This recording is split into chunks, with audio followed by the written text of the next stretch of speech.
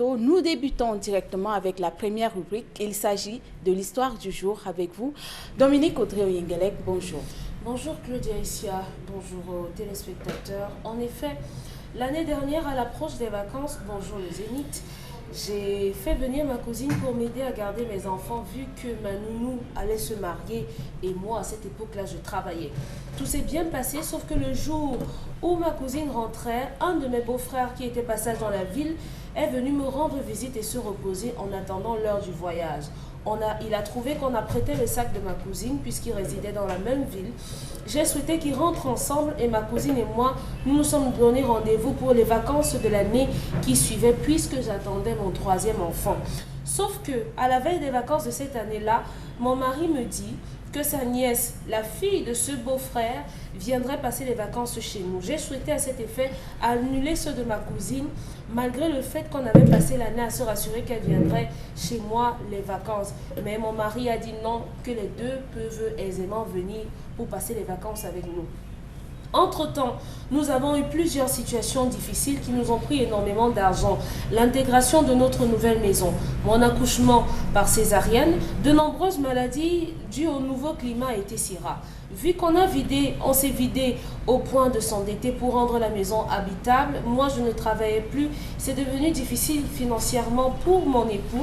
Et grande a été ma déception lorsque ma petite belle-sœur est rentrée le week-end dernier des vacances et le lundi, mon beau-frère appelle son frère pour simplifier ce que nous avons mis dans le sac de l'enfant. Que c'est parce qu'il avait vu ce qu'on a mis dans le sac de ma nièce l'année précédente qu'il a décidé d'envoyer sa fille cette année chez moi.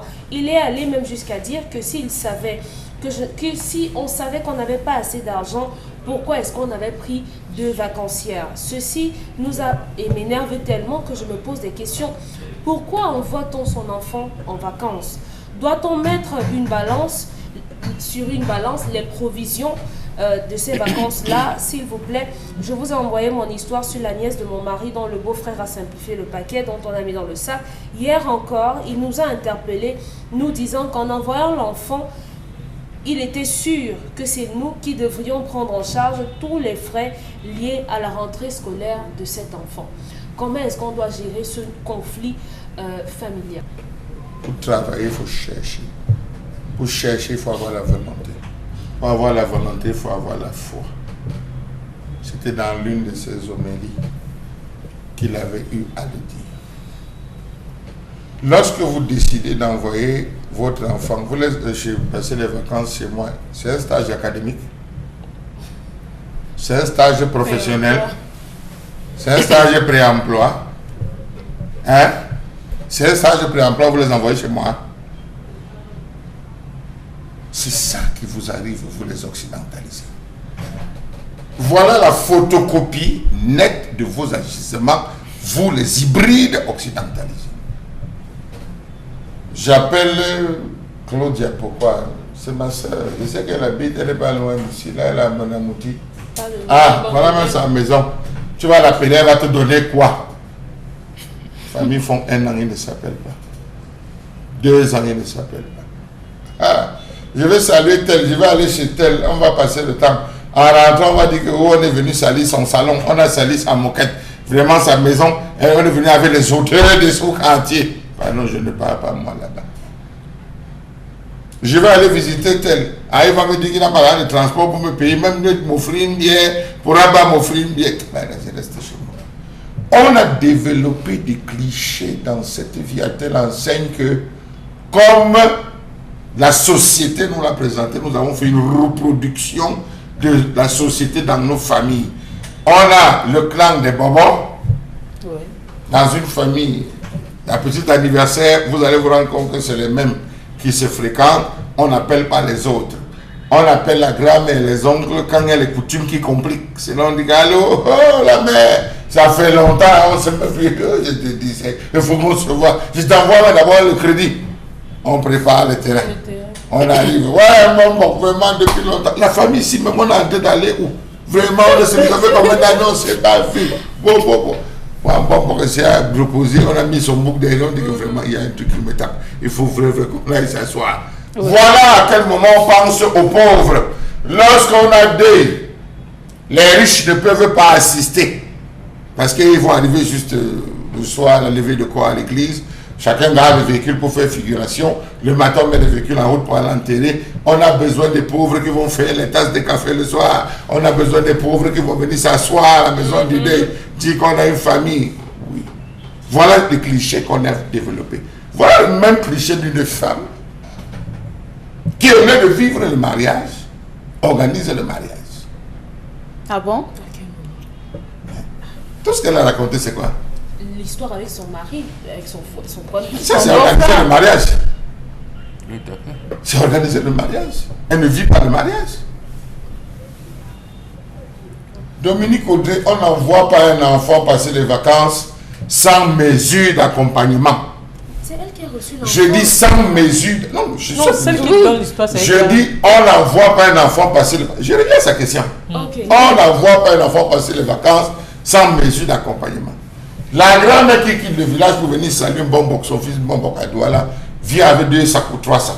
Tout à fait. Oui. Et c'est que j'aime le pistache. Elle entre à la maison manioc, avec. du Elle, pistache. oui, elle sait ce que son fils aime. Oui. Et elle entre à la maison avec les paquets. Comme elle entre à la maison avec les paquets, bonjour papa, comment tu vas? Tu es là, voilà ce que je t'ai gardé que tu n'es pas fait. En contrepartie, le fils doit lui donner les bonnes choses que la ville qu'elle ne mange pas au village. Oui. Le bonga, le menoulou, porc fumé, chèvre fumée. Si elle vient et vous lui redonnez la même chose qu'elle a au village, ça ne lui servira Ah, à rien. rien. L'enfant qui vient en vacances vient. C'est une période où les enfants mangent, où la ration est multipliée par 3. Parce qu'il y avait les saisons de pluie, à tout moment, un petit je mange, j'ai faim. Tu as le teignard, j'ai faim. Donc, elle envoie, la maison qui reçoit cet enfant multiplie par 4 les dépenses. Il peut tomber malade, il peut. Quel est l'appui qu'elle a apporté? Ceux qui ont envoyé les enfants ont apporté à ceux-là qui restent qui gardent les enfants. Rien. Ça veut dire c'est un choix orienté et calculé.